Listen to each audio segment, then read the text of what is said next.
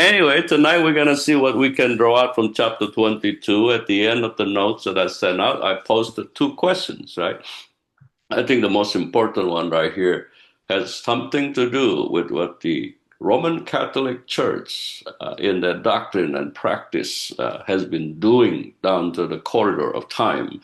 Simply is this: it's chapter 22 of this book, First Enoch, talking about purgatory. So we're going to try to answer that question. I believe it's going to be eye-opening, and it's going to challenge our mindset regarding Sheol, regarding the underworld. Is not what we used to think of it to be. And thence I went to another place, and he showed me in the west another great high mountain and of hard rock. And there was in it four hollow places, deep and wide and very smooth. How smooth are the hollow places, and deep and dark to look at. Then Raphael answered, one of the holy angels who was with me, and said unto me, these holy hollow places have been created for this purpose, for this very purpose, that the spirits of the souls of the dead should assemble therein, yea, that all the souls of the children of men should assemble there.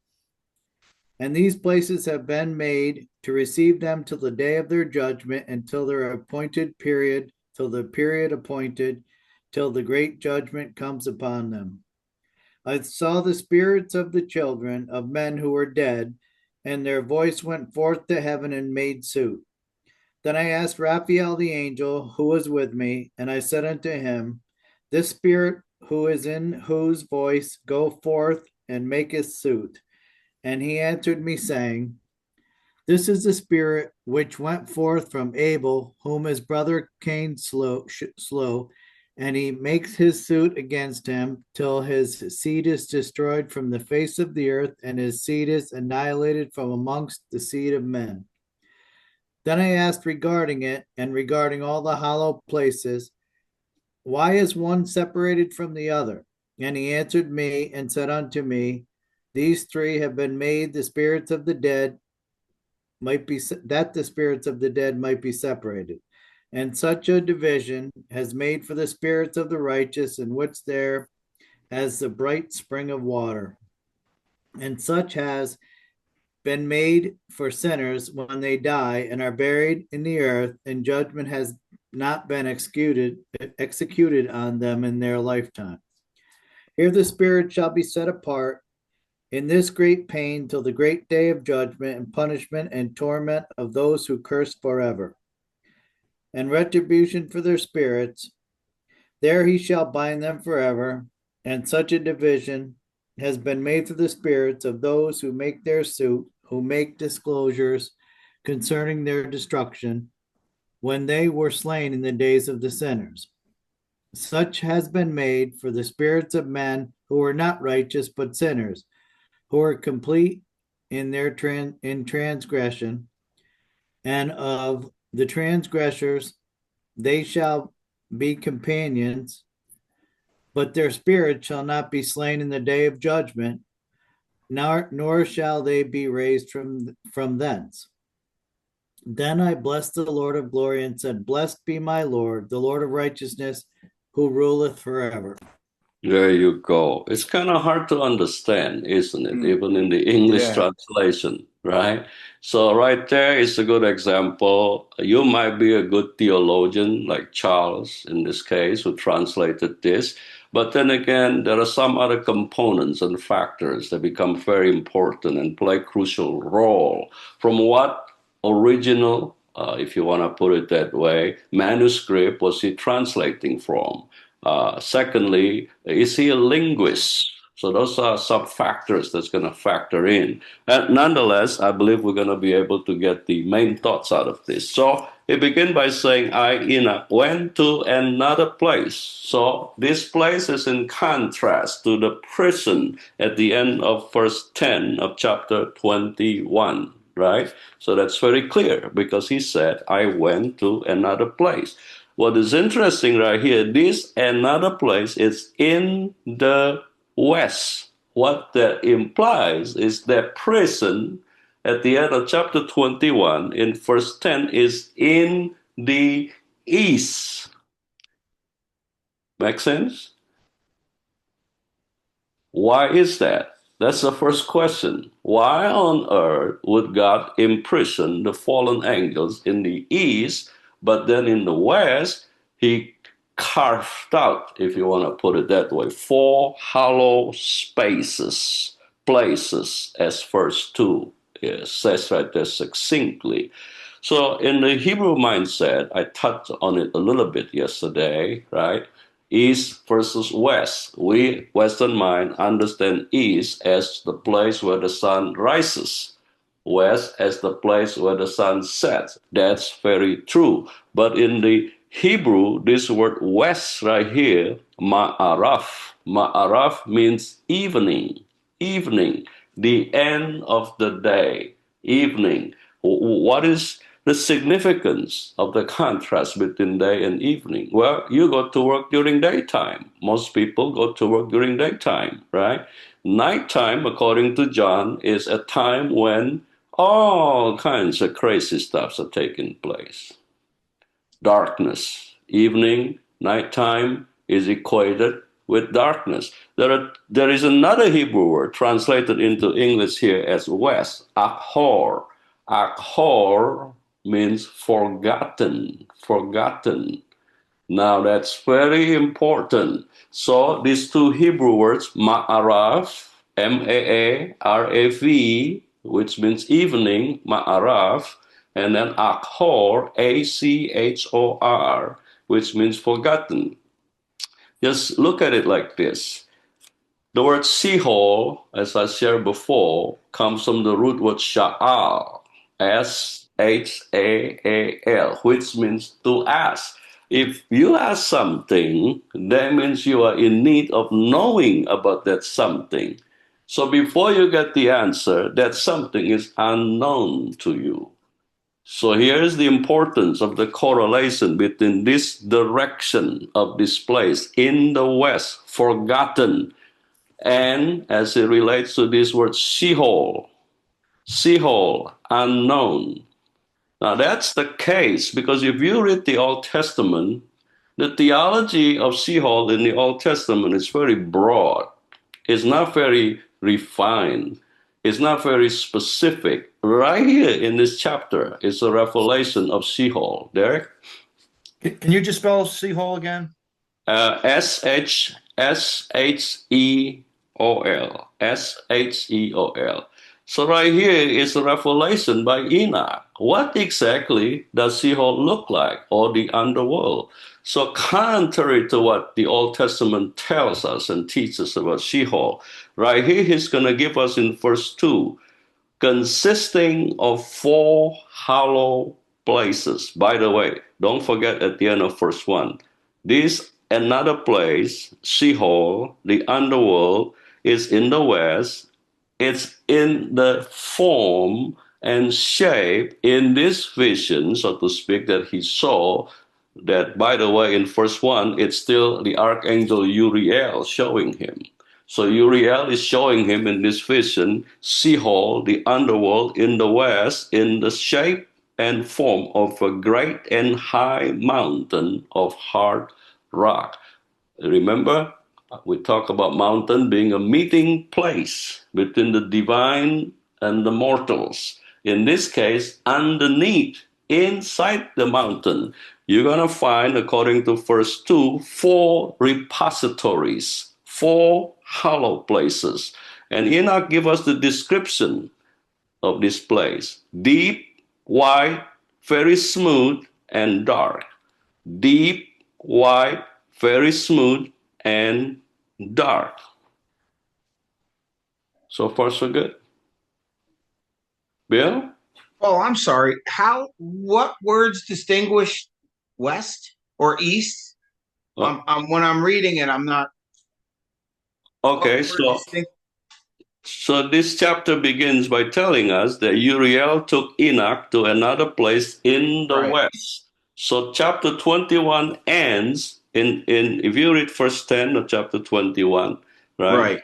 Uriel saying to Enoch, this place is the prison of the angels, and here they will be imprisoned forever. So if this Sheol in chapter 22 is in the west, that means that prison is the exact opposite direction in the east.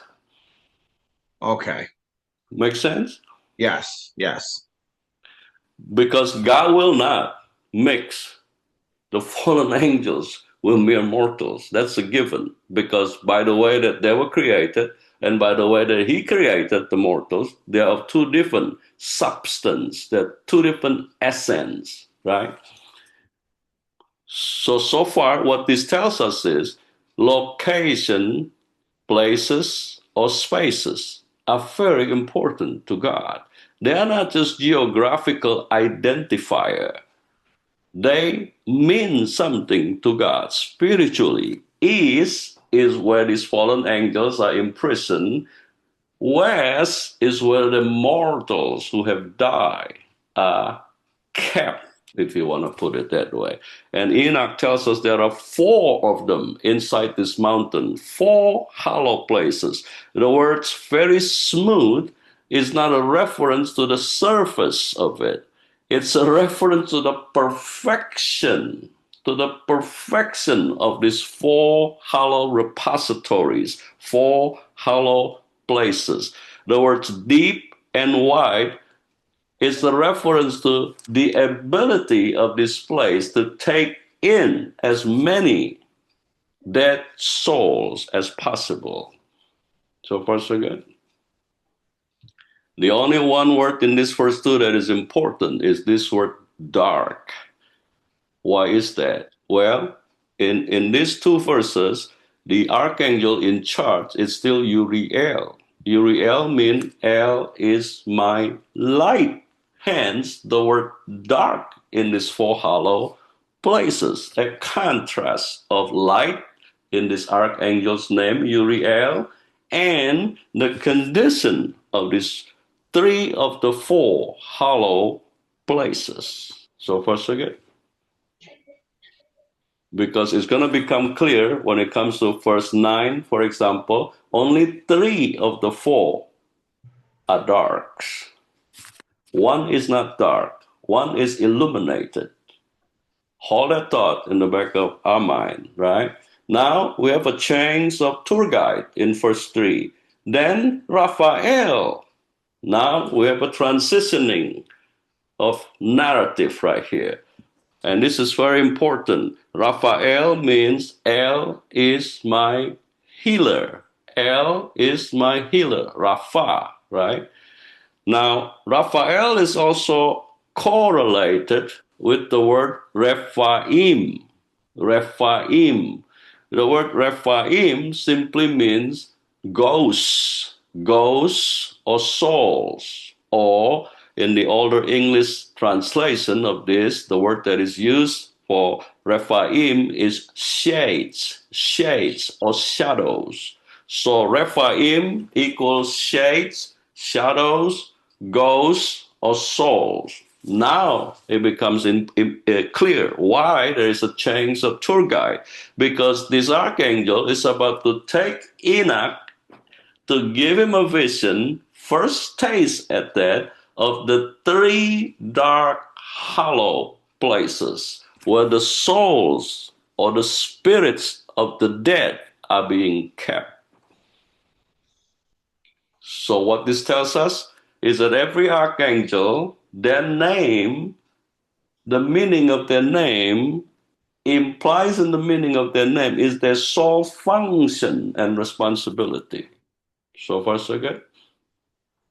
So there are 9 of them, right? When we went to the hierarchy of angels, there are 9 ranks of them. So in this book, you're going to be introduced, if not already in the prior chapters, 7 archangels. So what is Raphael saying to Enoch in verse 3? These hollow places have been created for this very purpose. What is this very purpose? Hold the souls of the dead. Yes, because it says in verse 4, right? What's that here? These places have been made to receive them till the day of their judgment, till their appointed period, till the period appointed, till the great judgment. It's just basically a repetition in just a different, juxtaposition of the phrases. So these hollow places, four of them so far in verse 3, reference to they're not being separated yet or explained as separated until verse 9. So all these four places, hollow places, have been created by God to hold, to keep the souls, the shades, the shadows, the ghosts, the spirits of the dead.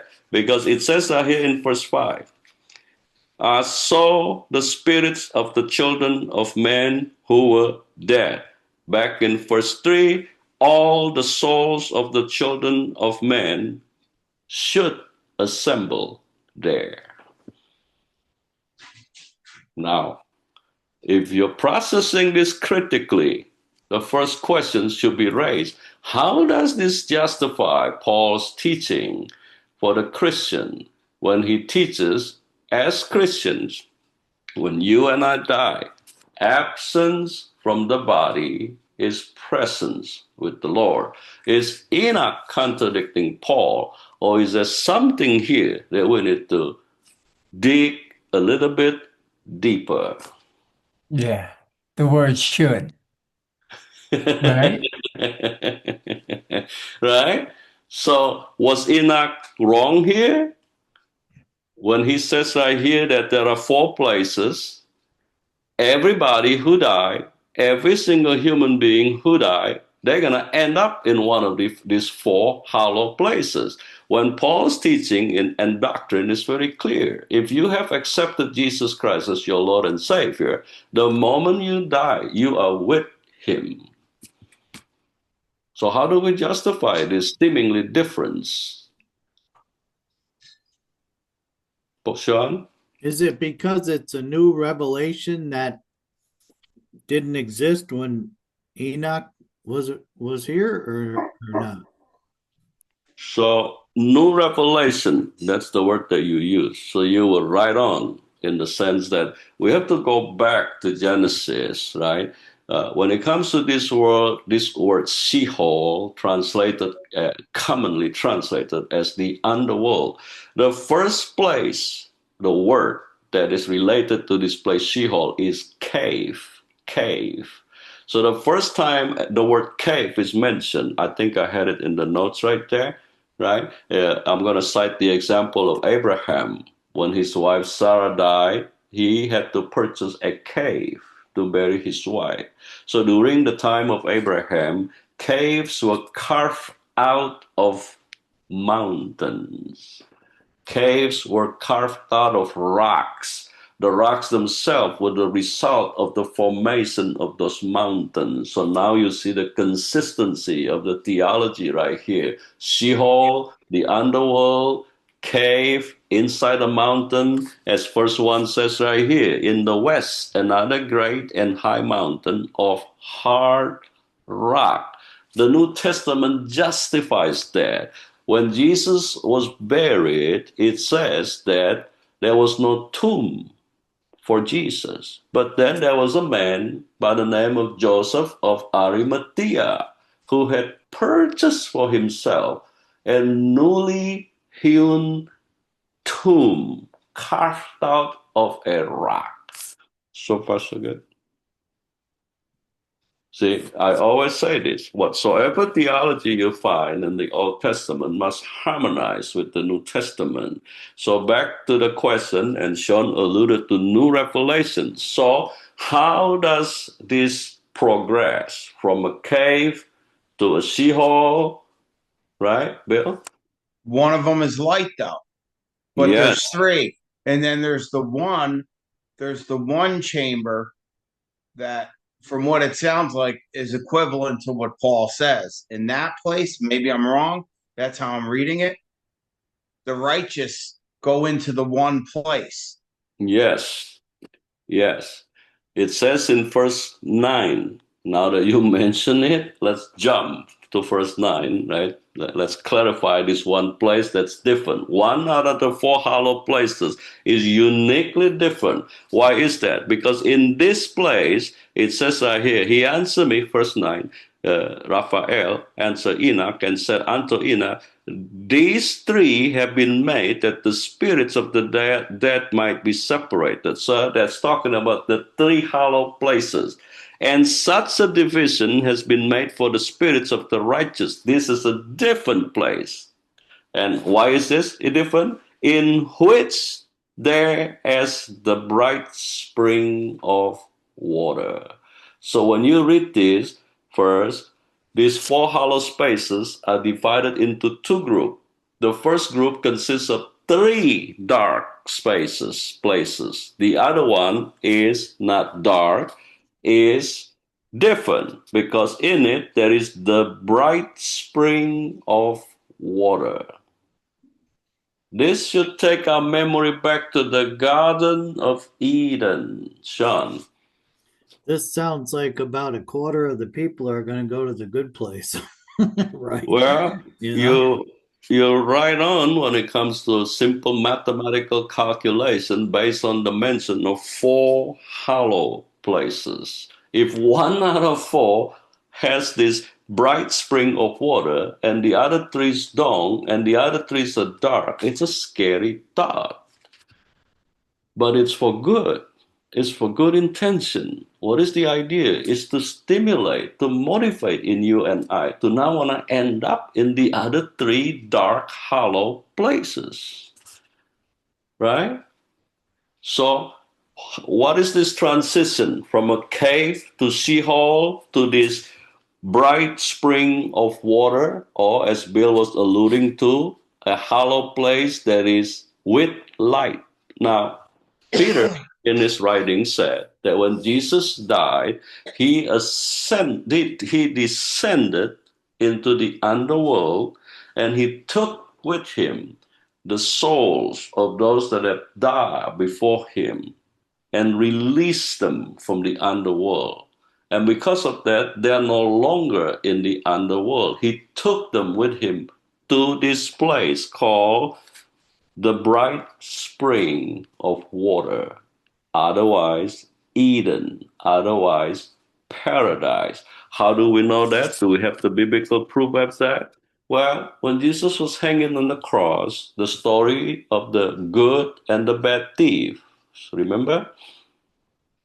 The one thief was mocking him. The other thief says, remember me when you come into your kingdom. Implied in that statement by the good thief is he acknowledged, he recognized, he gave Jesus the due credit that he was the king of a different kingdom. And Jesus said to him, surely I tell you, this day you will be with me in paradise. That word paradise is exactly the word Eden. So far, so good. So, what Peter wrote about Jesus descending into Sheol, the underworld, and took with him all the souls of humanity that have been kept there, until he went down there. What Jesus did, he turned Sheol into a doorway to Eden, which is exactly what Paul teaches. If you and I as Christians die, we're going to go straight into paradise, just like the good thief, because Jesus already transformed this Sheol, this place in verse 9 that is referred to as having the bright spring water. Now, this phrase, the bright spring water, comes from a Greek tradition. The Greek had the idea that heaven, their understanding of heaven, consists of a place where there is a spring of water. And why is there a spring of water? Because that spring of water refreshes the dead. That spring of water cleanses the dead. That spring of water, when it is consumed by the souls, by the spirits of the dead, it brings them instantaneously back into their consciousness. Now, right here, we have a Greek influence right here. in this chapter particularly. Why is that? Because in this chapter right here, the guy that translates this, he was fluctuating between the Ethiopian translation and the Greek translation. So in this particular case, in verse 9, the mention of the bright spring water, he interpreted this phrase from the Greek manuscript, not the Ethiopian Aramaic at that. So far, so good. What I'm showing and sharing with you right here, which none of us here will do because we're not going to be doing translation from manuscript, but what I'm sharing and showing right here, even when it comes to the English translation, right? Sometimes we have to do quite a few kind of Charlie Chan detective, searching to figure out why is there such a contradiction? Why is there such a change of wording? Why is this not making sense? Why is this not in harmony? Now, in verse 5 right here, here's another example of how there is a difference between the Ethiopian translation or tradition and the Greek. In verse 5, I saw the spirits of the children of men who were dead, and their voice went forth to heaven and made suit. Let me share with you right here this. I think this is going to help you guys from now on if you have the time. Yeah. So what I'm sharing with you right here is called, the website is called qbible.com. qbible.com.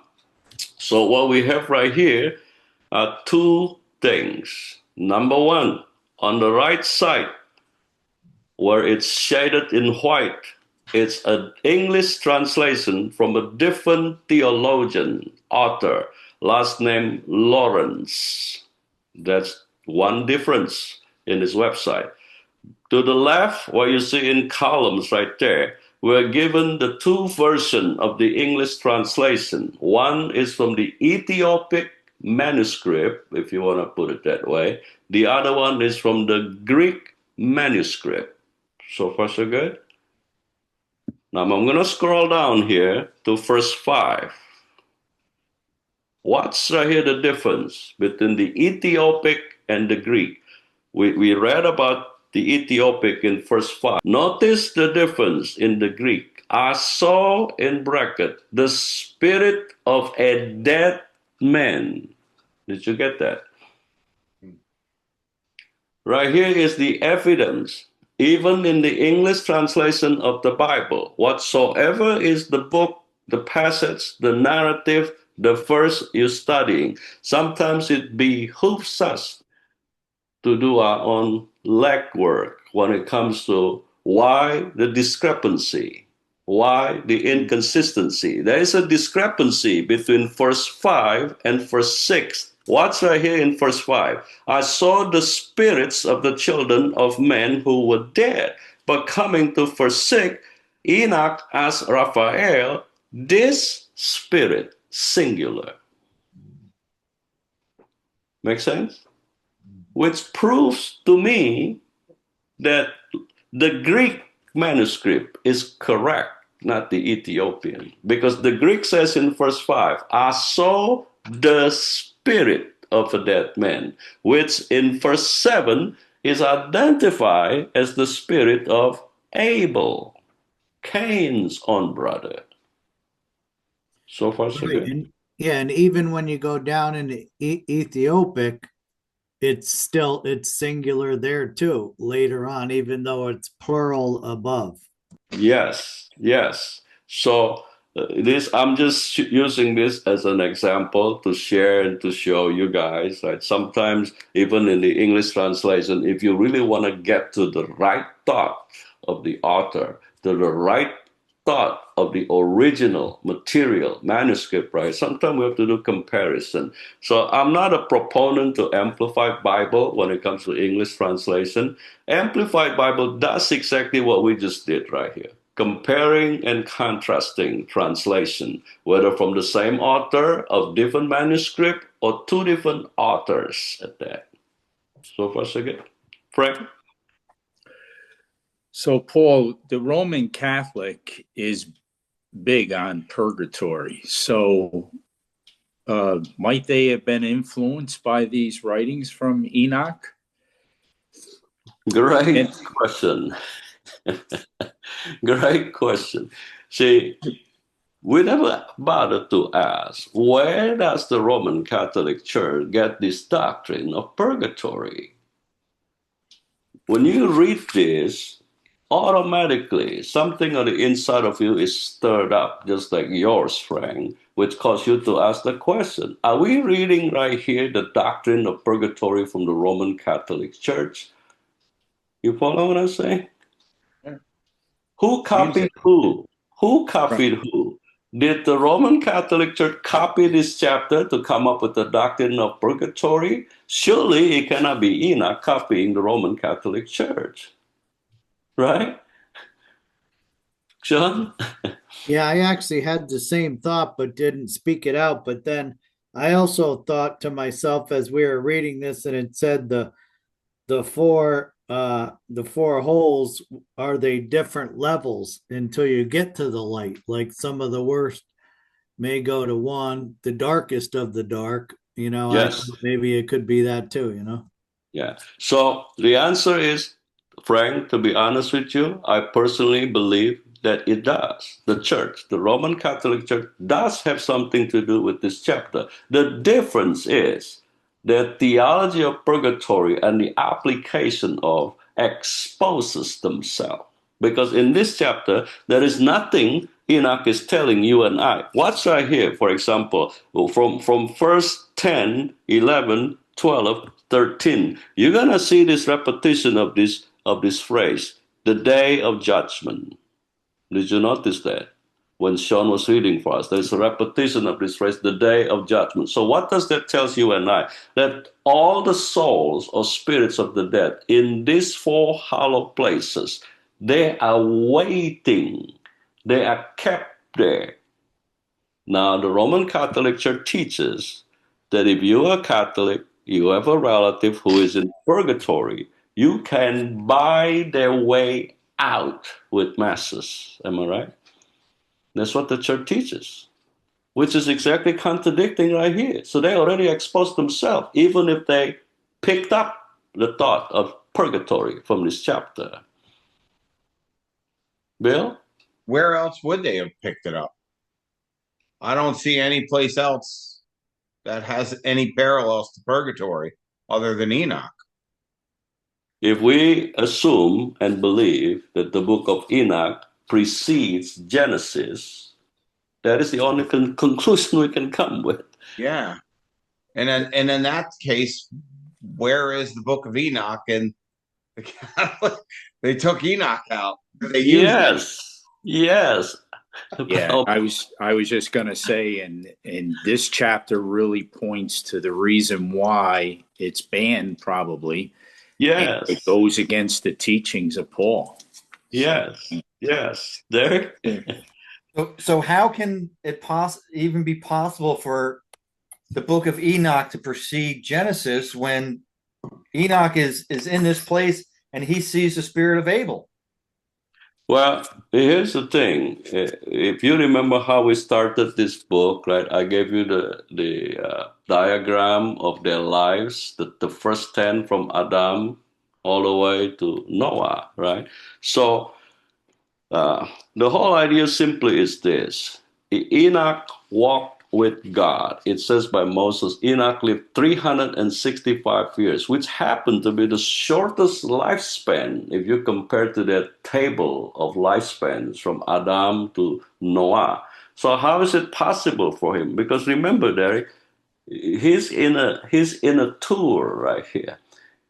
He's in a tour given by two angels. One is Uriel, the other one is Raphael. And out of this tour, he's given the privilege to be the scribe that wrote this down. At the beginning of this book, he said, right, what I wrote down is not for me and my generation. It's for the future generation. And when we unpack that, remember I repeatedly said the reason Enoch wrote that way is, and when you process that, what he said right there, not for him and his generation, And the fact that this book is not included in a 66 English version of the Bible is this book is for such a time as this for you and I who are living toward the culmination of time. Hence, this revelation become very, very eye-opening. One of them we just talk about answering the question whether the Roman Catholic Church get the idea of purgatory from here. So then does that mean then that Enoch knew of Cain slaying Abel before it even happened? Is that what you're saying?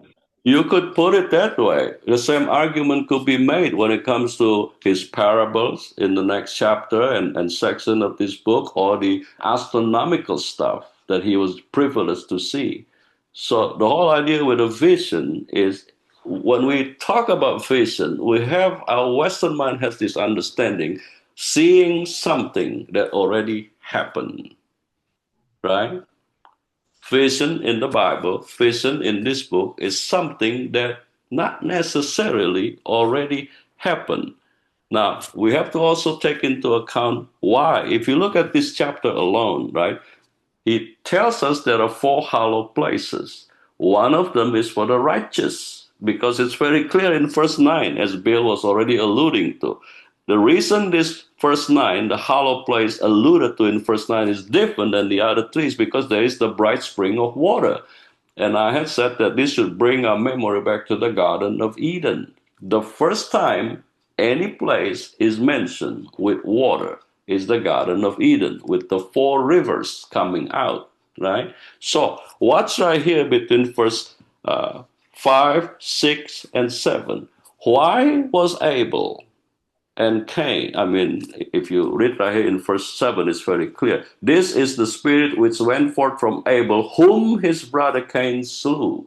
So why is Cain and Abel cited by Enoch in this chapter? When you compare and contrast these four hollow places into which all the death of humanity will be in, and if you go back to chapter 21, this prison is specifically created, if you want to put it that way, by God for the fallen angel. Why did Enoch cite Abel and Cain? He could have cited somebody else. He could have cited other individuals. But he cited particularly Cain and Abel.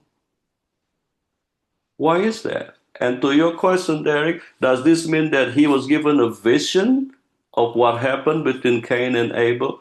Could be. In the bigger picture of it, when you interpret verses 5, 6, and 7, in light of what these three dark, hollow places are, which are repositories for the dead souls, the dead spirit, the big idea of this chapter simply is this: don't end up there. And the sighting of Cain and Abel has something to do with one of the three dark hollow places, which is elaborated particularly in verse 12. Sean? I don't know if this might not be the best word to describe it, but I don't know any other word. But like this sort of reminds me of like a deja vu. You know what I mean? Almost like he may have, if Enoch took place before, you know what I'm saying? And then, but it's a vision that he saw. And then even if he was on the earth at a later time as well, you know what I mean? Who knows, right? Yes. So if you look at verse 12, for example, right? Now, what's right here between verse 10, 11, 12, and 13? Notice the repetition of this phrase, such has been made. Did you catch that? Verse 10, and such has been made. Verse 12, such a division has been made. Verse 13, such has been made. So this phrase, such has been made, tells you and I, what follows that phrase is a description of one of the three dark hollow places. So in verse 12, such a division has been made for the spirits of those who make their suit, who make disclosure concerning their destruction when they were slain in the days of the sinner. So this verse 12 justifies, expands verse 7. John? And can I put it this way? I've heard you say many times we are making our way back to heaven, right? I mean, and I, who I don't know where my soul came from before I had this human experience, right? I mean, was my soul created only for this human experience, my spirit, whatever, you know what I mean? And was Enoch already seen all this heaven and then came? You know what I mean? I mean, who knows with the stuff we don't know and the different dimensions and everything. Yes, so you mentioned something in what you said right there that's very important. Only two individuals never taste death according to the Bible. One is Enoch, the other one is a prophet, Elijah. But so far, we have to conclude, although he was not given the title of a prophet, a lot of the things we unpacked so far are prophetic, are prophetic. Now, why is it that Enoch was taken up and did not suffer death? Well, perhaps because of that, he's given this privilege to see in this vision four hollow places, one for the righteous, three for the unrighteous. Because in the example of verse 7 right here, which is expanded, the thought in verse 7 is expanded in verse 12. The difference between verse 7 and verse 12, Abel was a righteous man. And that's Right? the division of the spirits. Yes. Cain is in the dark place. Abel is the righteous. Yes. Right. Yeah, Yes. I was going to say that it points to the three dark caves and the one of light. Yes. Very good. So, yes. So, Frank and Bill, you're getting this big picture. Just look at it like this: four hollow places. One is different than the three. Cain and Abel, the murder of Abel, I should say, by his brother Cain, is to spotlight this righteous place in verse 9 with the bright spring water. Cain, on the other hand, the mention of Cain in verse 7 is to spotlight the other three dark, hollow places. And then Enoch is going to flesh out the difference in these three dark, hollow places. Yeah? What, Paul, can you exonerate a little bit on the where in 7, where it says he makes his suit against him till his seed is destroyed from the face of the earth and his seed is annihilated from amongst the seed of men. Is that Yes. Abel? Okay. It's like Abel's angry at Cain and like, what does that mean? Great That's a question. vicious statement. Good thinking on your part. So what this verse 7 basically means is, despite the fact that Abel is dead, Yeah, he's he's able still to mad. see he is so dead, and yet in this verse 7 is alluded to that Abel was able to see the descendants of Cain killing his own descendants. And therefore, he cried out in verse 7 to God to take care of the situation, meaning he is demanding justice from God in order that Cain and his descendants would not have the opportunity to kill his own descendants, Abel's own descendants. Frank or Sean? Oof. Go ahead, Sean. I was just going to say this is like speaking of his blood is crying out from the ground. Yes, yes. And the significance of that, Leviticus 17:11 says, for the life of the flesh is in the blood. It's not just in the blood of Abel, who already is so dead. That blood right there, Dam, just look at it like this. The first man created by God, God named him Adam. Blood in Hebrew is dam. The life of the flesh is in the blood. So when Cain killed Abel, Cain robbed Abel of not only his own life, but the life of his descendants. And because of that, in verse 7, he is making a case to God, demanding justice from God to take care of his brother Cain, who not only took his life, Abel's life, but also his future progenitors, descendants. Frank? Yeah, I was just going to say that, Adam and Eve being Cain's parents and Cain, you look at those three and the fleshly acts we commit, which are certainly on the dark side, and then Abel, whose life was taken, and wasn't able to have that offspring and be able to spread that light. That's kind of the way I was looking at it. Yes. Now you see why in the Old Testament God is vehemently against child sacrifices, particularly if the child being sacrificed is a son. Now you see why God is very, very vehement about child sacrifices. Now, did you catch something here in verse 7? If you go to Luke, right, the parabolic the narrative that Jesus is teaching about the rich man and Lazarus, did you notice a parallel in verse 7 here? What Bill was asking in the question that we just answered succinctly, that Abel right here was crying out to God for justice. He wants God to take care of Cain, so Cain and his descendant could not kill Abel's descendant. But compare what we just talked about right here in verse 7 with the rich man and Lazarus. What did the rich man ask Abraham to do as it regards his own brothers? The rich man asked Abraham to send Lazarus to his own brothers who were still alive. Now, if Jesus would say that in that parabolic teaching, what do you think Jesus get the idea? Is this now why this book is banned among the many other reasons?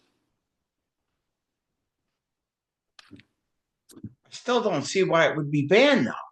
It's still profitable. Because just what we'll unpack so far in this chapter is contradicting a lot of theology, not only from some denomination, but even the Old Testament theology of Sheol, underworld. What's right here in the beginning of this chapter? Another place in the west, a high and great mountain of hard rock. That's not the definition or description of Sheol in the Old Testament. You follow what I'm saying? So, Why can't it just be clarifying? Why does it have to be like a disagreement? Yeah, good question. Yeah. it's by divine design.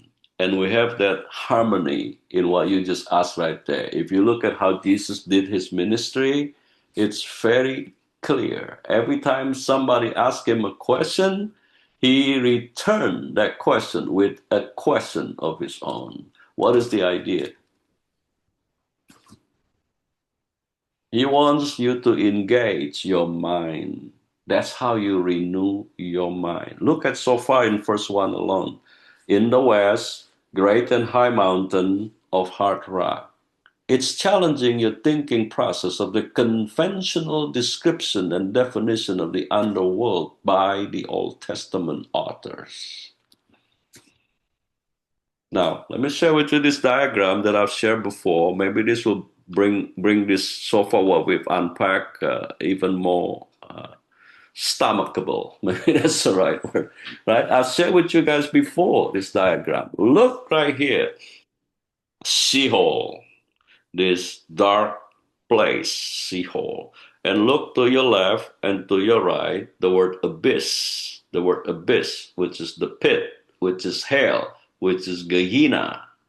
Now, what is the big idea? If you look to the left right here, columns of mountain, where I'm circling, columns of mountain.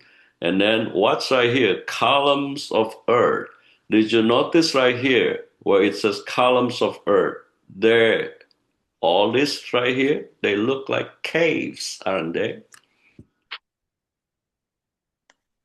So this parallels substantiate, this diagram parallels, substantiates, justifies these four hollow places that Enoch is telling you and I in this chapter, aside from the point that this diagram is about Enoch's flat disk earth that we talk about. Again, right here alone in this diagram is challenging our thinking process because we've been conventionally told and taught that the earth is a globe. Now, that's a different subject. We talk a little bit about that, but we want to focus right here on this word Sheol, above the columns of the earth, and the columns of the earth having openings that look like caves. Exactly what Enoch is telling us right here in verse 9, 10, 11, 12, and 13. Frank? If you look at that to the far right on the diagram, there would be the only column, hollow place, that actually leads up to water in a lake area there, termed the earth, with sun above it, would only be the portal of light that I see there versus all of the other columns. Yes. Is that the one column that Enoch is referring to of light? Yes. So I'm going to tie everything together in light what Frank just said right here, right? So verse 9, let's settle the score about this hollow place for the righteous in verse 9.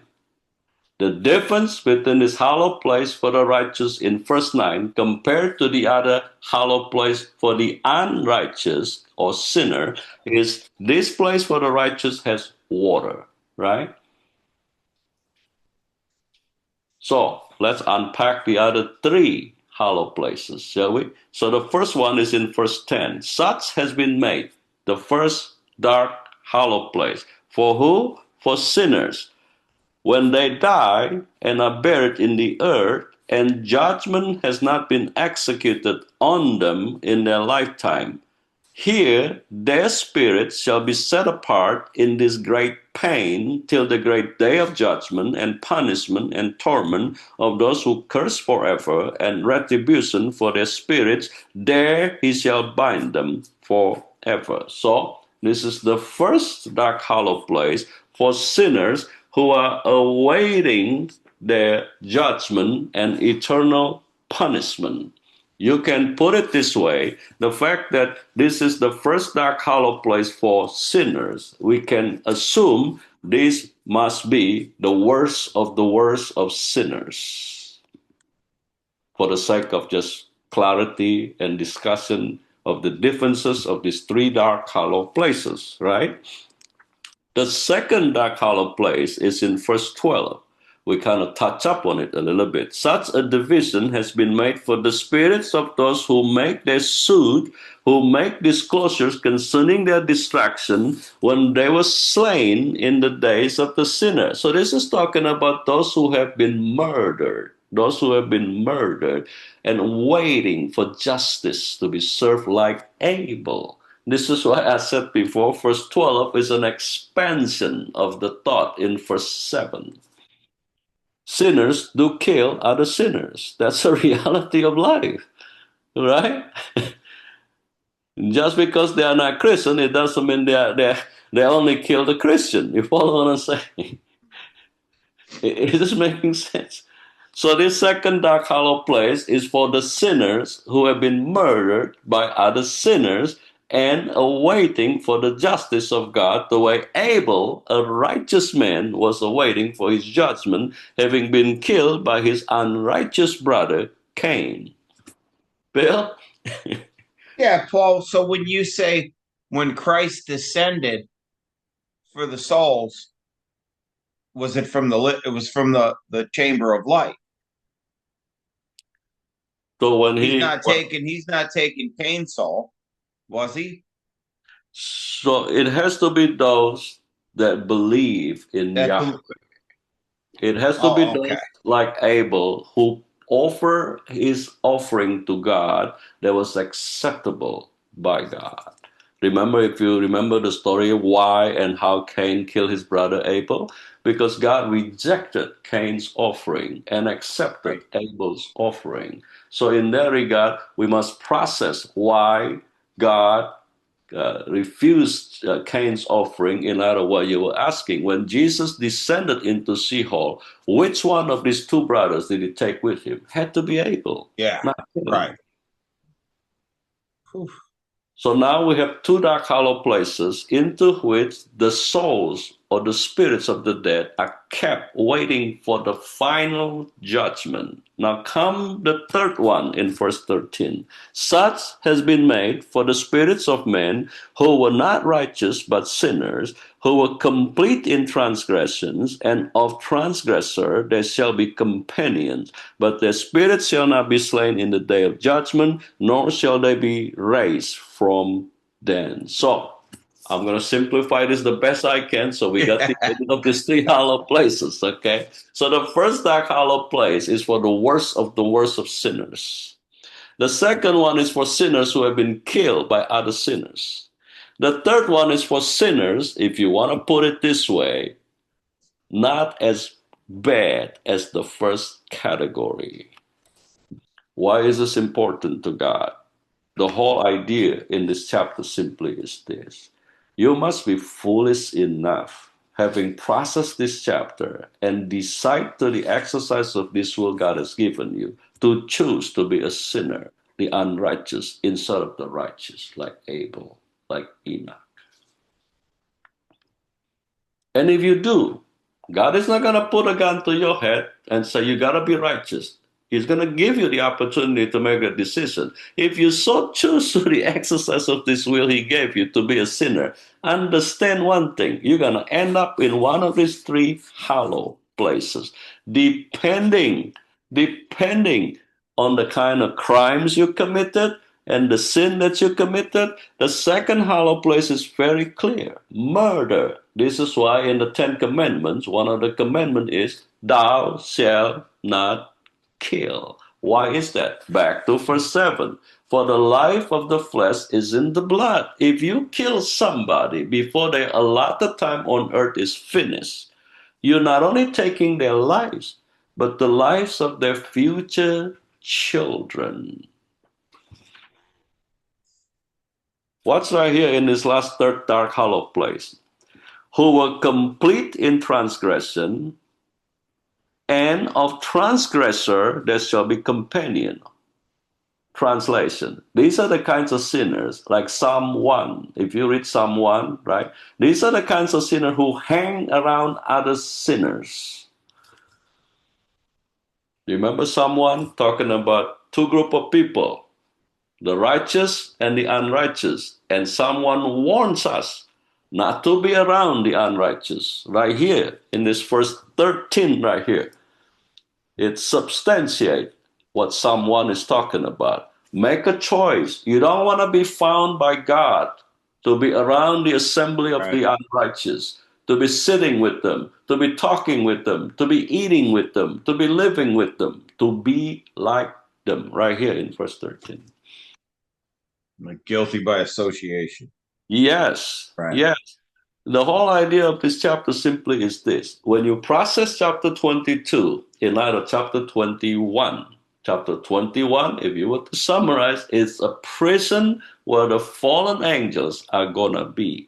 Now we have the other side of the coin when it comes to this word prison. Instead of the fallen angel in chapter 22, it's the souls of the dead. You have a choice. You're going to be in this first hollow place in verse 9 where there is the bright spring of water, or you're going to be in one of these three dark hollow places. And if you are a Christian, the answer is very clear. You don't want to end up.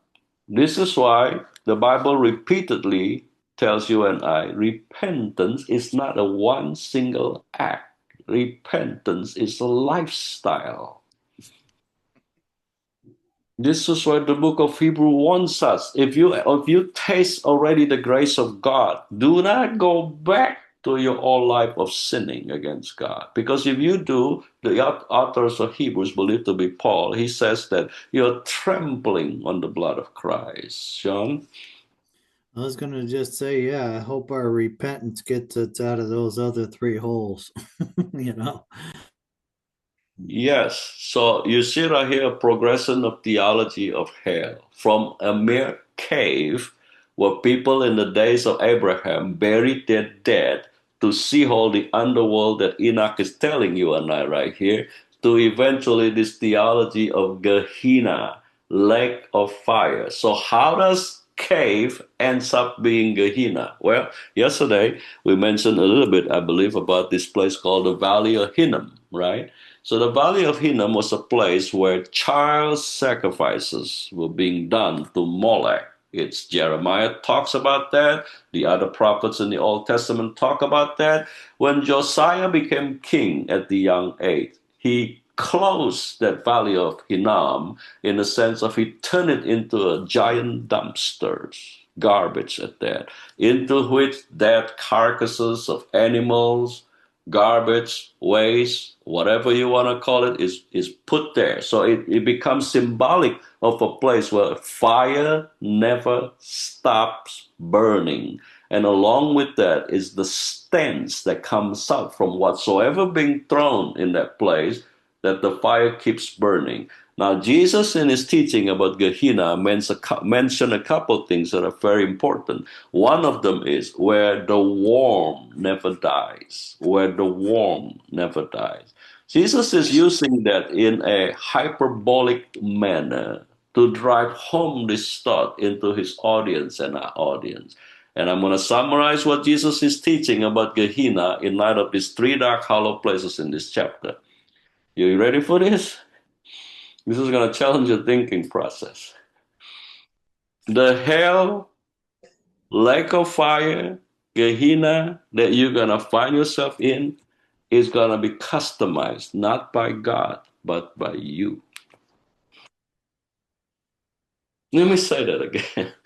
The lake of fire, Gehenna, hell, that you're going to find yourself in, if you so choose to the exercise of will that God gives you, to not want to be a righteous person, but be an unrighteous person, correlates, indicative, designed by you yourself, not by God. Because God never wants any single human being to end up in the lake of fire. Notice Jesus calls the lake of fire second death, where the worms die not, where the fire burns forever, where the stench cannot be. It's so overwhelming, just like that Valley of Hinnom. So when you combine the theology of cave as a simple burial place, the underworld consisting of four hollow places, Jesus' eventual ultimate teaching about the doctrine of the lake of fire, the thought simply is this: what kind of hell are you creating for yourself, living a life unrepentant, being the unrighteous, continuing to rebel against God and reject God and Jesus Christ, or finding yourself doing one of the three things in these three dark hollow places, particularly number two, murdering other individuals that rob themselves not only of their own lives, but the lives of their progenitors, descendants. The third dark hollow place alone should wake us up. If you continue to hang around sinners, you're going to become sinners. You're going to become like them. Bad company corrupts good morale, right? I was going to say, Paul, I love how you just said that repentance is really a life behavioral change. It's not a one sentence, sorry for what I've done. Let me put it this way to you. In this country, we're so quick to say words or phrases that the meaning, the significance of that phrase no longer is there, because we say it one too many times without the right intent and motive. I love you. I love you. Do you? You follow what I say? I would rather that you don't say that, so that when you do say it, you really mean it, than you saying it all the time, but you never mean it. Or here's another one for the Christian: I'll pray for you. But you never did. Am I right? It's a scary thought. Because Jesus Christ said, every word that comes out of our mouth, he's going to hold us accountable for. Remember his teaching? Let your yes be yes, let your no be no. So when you say to somebody, I'll pray for you, but you never pray, you're as guilty as charged. That's because they say it so often they forget who they told to, and they didn't make a list of all the people they got to pray for. Yes. Yeah, That's why you pray on the spot. exactly. You That's don't the wait best till way. later. You That's the pray best right in solution. there. That's the That's best it. solution to not Amen. find yourself being accountable. Amen. You follow what I'm saying? So That's saying I'll pray later. Yeah. here's a revelation in this word hallow. In this word hallow. So Raphael, Raphaim, Rephaim, one of the translation of this Hebrew word Rephaim is ghost. Ghost is hollow. That's why 3 of these 4 places, although they're all called hollow, we know when it comes to verse 9, it's an allusion, it's a reference to Eden, paradise. So if you end up in verse 9, you're in good place. But if you end up in the other 3 dark places, you're going to be as hollow as a ghost, not having a physicality. And the big idea about these 3 dark hollow places when it comes to verse 2, deep, wide, very smooth, and dark. You're going to be there by yourself. You're going to be there forgotten by God. You're going to be there just like when the sun sets. There will be no light for you. Not a good place to be in. But think of the fact that despite the theology of hell, incomplete as it is in the Old Testament, and Jesus' teaching about the lake of fire, we don't really take hell seriously, do we? We don't. And it doesn't help. We live in a society where everybody is doing it in your face at that, which causes you to have to take a stand, which challenges you. But Jesus Christ said, if you will not confess me before men, I will not confess you before my Father. And it's as simple as verse 13. Are you finding yourself now, as we unpack this chapter, still hanging around sinners or doing things that sinners do? And if you don't pull yourself out of that, it's the same thing we talked about yesterday. The devil loves to lure you into a city like Tyre, prided itself being impenetrable, prided itself in its wealth. And if you don't get out of there, he's going to put you in this floundering ship. That floundering ship is exactly what verse 13 is talking about. You go from one place where the sinners gather together and commit their sin, and go to another place where another group of sinners gather together and commit their sin, just like that ship Tyre, going from one place to another. Eventually, in Ezekiel 28, that floundering ship end up in Sidon, a place of hunting. You become a target for the devil. In this case, you become a target for God. He's going to put you, isolate you in a place there is nothing but darkness. There is nothing but, according to Jesus, in the lake of fire, there is gnashing of teeth. Gnashing of teeth. And this chapter ends with 2 important words about God: the Lord of glory, the Lord of righteousness. The word righteousness should be translated as justice. Justice. The Lord of glory, in the sense there is no amount, scope of darkness when it comes to sin, when it comes to evil, that can rob God of his glory. Derek? So not so much associating with them, but we can still be around sinners because we're trying to guide them to a righteous way. Not that I'm going to fall into their way of behavior. I'm trying to lure them or bring them out from that. So let me answer that question by posing this question, right? Suppose you live in Los Angeles. You found yourself on a particular street where all the craziness were going on. What are you going to do?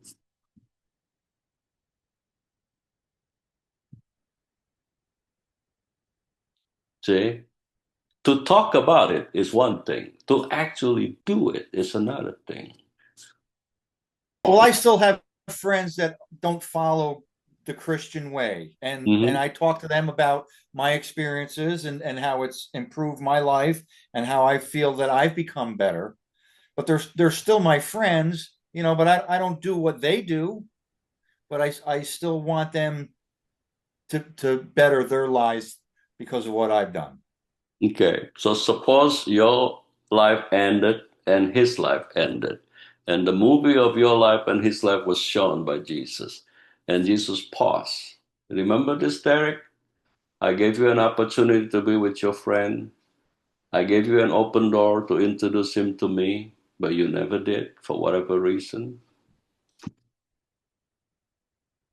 Okay, I hear that, but I do. I tell them my story, and this is how it's improved me. I don't shake them and say you got to do it, but look what it's doing for me. Eventually, right, God will give us opportunity after opportunity. But if we don't do through those opportunity what he intends for us to do, he's just going to send somebody else. God forbid that individual ends up in one of these three dark, hollow places. I'll share with you a story about a woman who met a man in Rome. They fell in love. But from the moment they were in that relationship, things were not just working out. They argued bitterly, screaming one to another. They broke up, they got back, they broke up, they got back. Eventually, they got married. She lost the first child. Things didn't get any better. They went to see a counselor. Nothing changed. She lost a second child. The same thing happened. The same cycle is repeated. She lost the third child. Eventually, she lost her own life. What is the point of that story? God was trying to get her attention when she first got hooked up with that man, when things were not working out. She may think and believe to herself she found her Adam. When through all the things that were not working out, God is trying to get her attention to tell her, look, that's not the man I have for you. But you chose your will over my will. Mm. I may not see you tomorrow again. You may not see somebody else that you saw today, tomorrow again. Derek, I understand what you're talking about, but let me answer you from another take, another angle, right? Suppose God called you and told you tonight, I want you to go to Africa to be my missionary. And you went there without preparing yourself, academically or practically. You spent 10 years there. Instead of you evangelizing them, they ended up evangelizing you because you are not strong on the inside, because you are not firmly established. Mm. That's what sinners will do to you if you compromise, if you don't seize the moment, if you begin to think and believe, oh, I got time, God will give me time. Mm. I'm not trying to scare anybody here. I'm not, because one thing I know from personal experience, uh, years ago when I used to live in Cleveland before I married Anita, this is just to show you how God works. I had to walk from their house to my workplace, and I did that on an everyday basis. Then one day, there was a young guy dressed in black jacket, leather jacket. He looked rough, and he was kind of striking a conversation with me. And I went along until he started mocking me, ridiculing me because of the difference that's so apparent between him and I, physically describing. As I was walking away from him, I said to him, you're not from this neighborhood, are you? He said, how do you know that? I said, just tell me. You're not from this neighborhood, are you? And before I walk, I said, this time next year, you're not going to come back again. You know what happened to that guy? He died. Mm. I'm sharing this to hammer home the people in our lives that we see today. We may not see them again tomorrow. Now, I shared that story before I was a Christian at that. Enoch wrote this not for him or his generation, for you and I. Why? Well, look at the challenge we're facing in this chapter when it comes to our understanding of Sheol or the underworld. Enoch says right here there are 4 repositories, 1 for the righteous, 3 for the unrighteous. Are you willing to have your paradigm thinking challenged? The same with his flat disk earth, right? You're going to see more and more all kinds of revelation that you never thought were available are going to be available. The challenge is for us to make that transition. Bottom line, this chapter is a reminder where humanity is going to end up if humanity continues to reject God and rebel against God. And as I said before, it comes down to this. The kind of hell you're going to find yourself in is going to be customized not by God, but by you yourself. Mhm. That's crazy. It is crazy, Bill.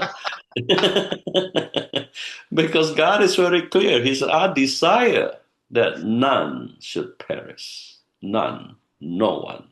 But the history of mankind tells you and I that's not the case. Judas is one of them. Korah, in the Old Testament, there is a man named Korah. Him and his subordinates challenged Moses' leadership. And guess what happened to them? The earth opened up, it swallowed them. They might be in one of these 3 places right now. And that right there is something to think about. He challenged the leadership of Moses, Bill. Well, I have to say with this chapter, what's getting me is it's the wording. It's like 13. I'm just not. I feel like I'm not if it wasn't for you, I'm not going to understand that. Like here, where it says, spirits of men who are not righteous but sinners, who were complete in transgressions, and of the transgressions they shall be companions. And then it says, but their spirits shall not be slain in the day of judgment, nor shall they be raised from thence. I don't understand that. Shall not be slain, but they're the sinners. Why wouldn't they be slain? Because they're going to end up in this third hollow dark place forever, completely, totally, forever isolated from God. Isn't that being slain, though? Slain means killed. Slain means destroyed. Yeah, so this is where the English translation becomes an issue for you and I. They would be slain, not be slain, or not. They already are slain in their own way, put it that way. They already are slain in their own way. This is why Charles, in his translation, that's why in the diagram that website, qbible.com, you can Google it out yourself. And I would strongly recommend from now on, get on the qbible.com, and it's going to give you exactly the same thing that I share with you. Yeah, I have it up right now, the comparisons, the side-by-sides. Yes. In fact, if you look at the chapter 22, the one by Lawrence has one more verse. Yeah, there's 14. There's 14 verses. Yeah. Right. Yeah. Sean? I was just going to say, I'm reading it as saying, it says, their spirits shall not be slain in the day of judgment, nor shall they be raised from thence. In other words, they will not be eliminated, but they're also not going to come out of where they are, is what it is. I'm right. I mean, that's exactly what I said. Your hell will be customized not by God, but by you. In this verse 13, Bill, notice what it says right here. Who were complete in transgression. So if you want to paraphrase it, they commit all kinds of sin. Yeah, they did it all. Right. They did it all. There's no one sin that they did not commit. And it got worse. Why? Of the transgressor, there shall be companions. Paraphrasing that, they hang around sinners. Right. Because of that, they imitate what those sinners they hang around with commit. They end up doing it themselves. And because of that, God says at the end of this verse, I'm not going to take you out of there. I'm not going to give you a second death. but you're going to end up in that place forever. Right. So they're not even going to have the right of. They're not even going to. They're already judged. I mean, they're not going to be slain. They're not going to be judged. They're just going to. They're stuck there They're going to be stuck there forever. forever. Exactly. Okay. Yeah, it's just the wording got. It is. It is. Sean? Yeah, it was a little tough when I was reading it too, but anyway, yeah, but that's why I said what I said about the repentance, because this describes me my whole life, hanging around with the sinners, doing what they're doing. You know what I mean? Yeah. Before, and that's why I said, I really asked for forgiveness, and like today, well, I don't know if it was today or recently. It was recently. I saw this girl that I grew up with in my neighborhood here, and they're at their camp, and there's a picture of a drink there. It's like morning. The post was up there in the morning, so I think it's like a Bloody Mary with something in it, whatever. I don't know, vegetables or whatever in the top. And I'm saying to myself, wow, they're still doing this same thing, and have never learned anything different over all this time. And this is what we were doing when we were 15 years old. Well, Sean and Bill, let's paraphrase verse 13 in a very practical manner, shall we? Right?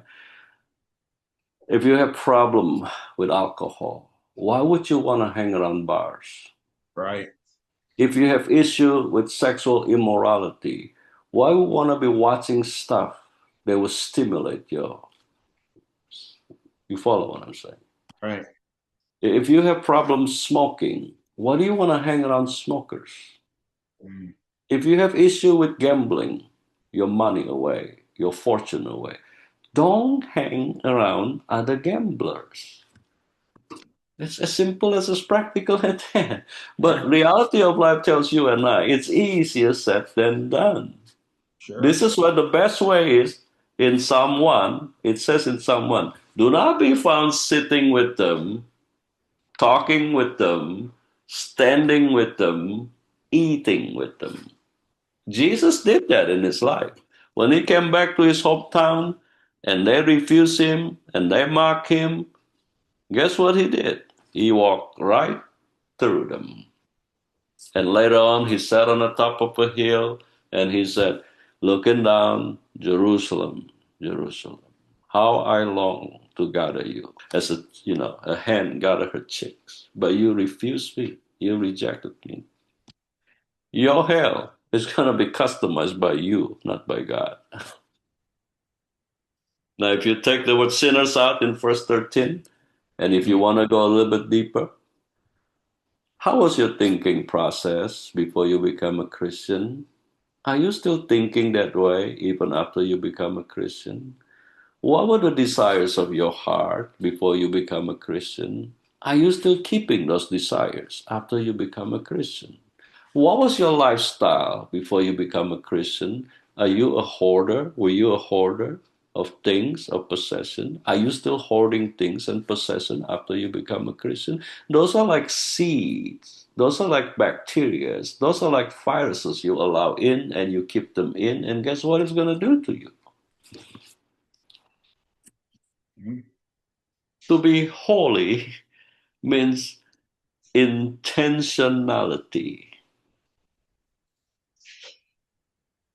Demands, put it that way, intentionality.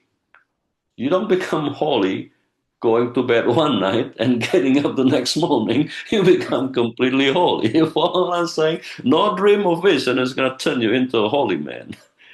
You have to put into that the intentionality. That's how Jesus Christ works. This is why in the book of Revelation, 7 times he says, if you overcome, or in his own word, for those who overcome, he expects you to overcome. If it's as easy as him doing it all, what's the point of creating us? He might as well just created a bunch of robots. Lord, we thank you for this opportunity to understand a little bit more about the underworld.